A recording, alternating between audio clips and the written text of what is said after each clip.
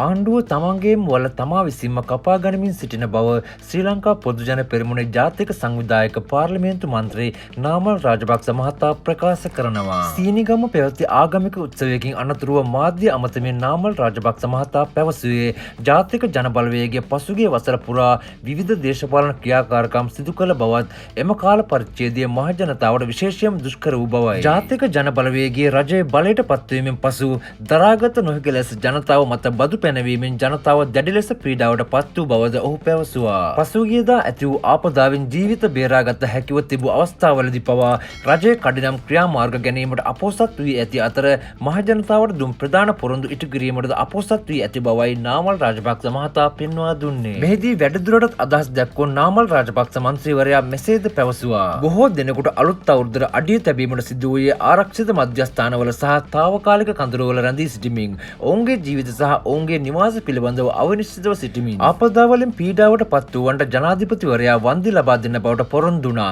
එම පොරොන්දු තවමත් හරියාකාරව ඉටු වෙලා නැහැ.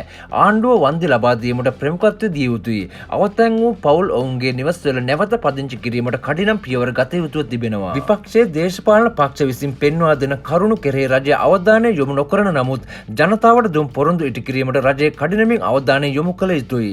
කොහොම නමුත් ශ්‍රී ලංකා පොදුජන පෙරමුණ ලෙස අපි අපගේ වගකීම් දිගටම ඉටු කරන බවත් නාමල් රාජපක්ෂ මහතා මෙහිදී වැඩිදුරටත් ප්‍රකාශ කළා.